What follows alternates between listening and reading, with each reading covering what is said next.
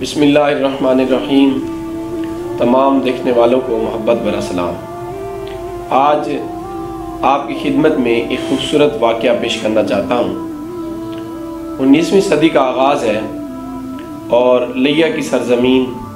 وہاں پر اللہ کا ایک درویش، ایک فقیر، ایک بزرگ، وہ اٹھتے بیٹھتے چلتے پھرتے اپنی زبان سے یہ کہا کرتے تھے کہ کلمہ نبیدہ عمرہ دا گانا، کلمہ نبیدہ عمرہ دا گانا، پڑھدا پڑھیندا حسن نمانا۔ تو سرائیکی زبان کے اندر وہ کلمہ طیبہ کے ساتھ اپنی دوستی، اپنا تعلق اور محبت کو اس انداز میں بیان کرتے تھے اور یہی جملہ بار بار فرمایا کرتے تھے کہ کلمہ نبیدہ عمرہ دا گانا، پڑھدا پڑھیندا حسن نمانا۔ تو حضرت خواجہ غلام حسن سباگ رحمۃ اللہ تعالی علیہ، آپ کلمہ طیبہ کے ساتھ اپنی دوستی، تعلق اور پیار ہمیشہ جتاتے رہتے تھے، اور اس کی برکت سے آپ کے اندر یہ اثر پیدا ہو گیا۔ اللہ پاک نے آپ کے اندر یہ اعجاز پیدا کر دیا کہ آپ جب بھی کلمہ طیبہ پڑھ کر کسی ہندو کی طرف دیکھتے تھے تو وہ کلمہ طیبہ پڑھ کے مسلمان ہو جایا کرتا تھا۔ تو بہت سارے ہندو اسی انداز میں مسلمان ہو گئے۔ تو جب دیگر ہندوؤں نے دیکھا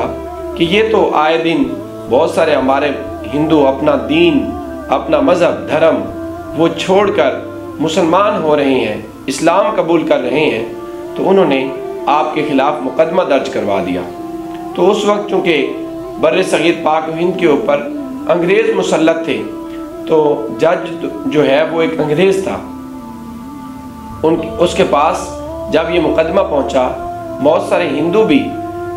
مدعی کے طور پر وہ حاضر ہو گئے۔ تو جب وہ دن آ گیا، سارے لوگ حاضر ہیں، تو آپ نے اپنا وہاں پر پہنچ کر کیا کیا کہ نگاہ جھکائے ہوئے، گردن جھکائے ہوئے وہاں پر کھڑے ہیں، اور ایک طرف ہندو ہیں، سامنے جج کے طور پہ انگریز موجود ہے۔ تو انگریز پوچھتا ہے کہ آپ کے خلاف انہوں نے یہ مقدمہ درج کروایا ہے کہ آپ زبردستی مجبور کر کے لوگوں کو کلمہ پڑھاتے ہیں، ان کا مذہب، ان کا دھرم اور ان کا جو ہے دین دھرم چھڑوا کر مسلمان بناتے ہیں۔ آپ نے فرمایا کہ میں تو کسی کو زبردستی کلمہ پڑھنے کے اوپر مجبور نہیں کرتا، زبردستی کلمہ نہیں پڑھاتا اور اس کا دین چھوڑنے کے اوپر مجبور نہیں کرتا، بلکہ میں تو فقط یہی پڑھتا رہتا ہوں، کلمہ نبیدہ عمرہ دا گانا، پڑھدا پڑھیندا حسن نمانا۔ اتنا پڑھنے کے بعد، اتنا فرمانے کے بعد آپ نے ایک ہندو کی طرف اشارہ کیا اور سرائیکی زبان کے اندر اس ہندو سے آپ نے فرمایا کہ تیکو میں کلمہ پڑھا ہے۔ جب دوسرے کی طرف انگلی کا اشارہ کیا تو فرمایا کہ تیکو میں کلمہ پڑھا ہے۔ پھر اسی طرح تیسرے کی طرف، الغرض جتنے وہاں پر ہندو کھڑے تھے، ایک ایک کی طرف اشارہ کرتے ہوئے آپ یہی فرما رہے ہیں، کیا تجھے میں کلمہ پڑھا رہا ہوں، کیا تجھے میں کلمہ پڑھا رہا ہوں، کیا تجھے میں کلمہ پڑھا رہا ہوں۔ اسی طرح وہ ایک ایک کی طرف اشارہ کرتے کرتے بہت سارے ہندو وہ کلمہ پڑھ رہے تھے۔ تو انگریز جو جج تھا وہ بھی ماجرا دیکھ رہا تھا اور سمجھ گیا کہ اس سے پہلے کہ میری طرف اشارہ ہو، کیونکہ یہ بزرگ فرماتے تو نہیں ہیں کہ تم کلمہ پڑھو، تم کلمہ پڑھو، بلکہ فقط اتنا کہتے ہیں، کیا تجھے میں کلمہ پڑھا رہا ہوں، کیا میں تجھے کہہ رہا ہوں کلمہ پڑھو۔ الغرض وہ سمجھ گیا اور وہ اس نے بھاگنا شروع کر دیا، کہیں ایسا نہ ہو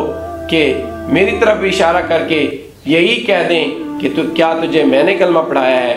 جب وہ بھاگ رہا تھا تو بھاگتے ہوئے جج کے کانوں میں یہ آواز پڑی، جج صاحب کیا تیکو میں کلمہ پڑھایا ہے۔ سرائیکی زبان میں جب یہ الفاظ اس انگریز جج نے سنے تو وہ بھی کلمہ پڑھ کے مسلمان ہو گیا۔ تو یہ اللہ کے درویش، اس فقیر کی عادت تھی، یہی پڑھا کرتے تھے، کلمہ نبیدہ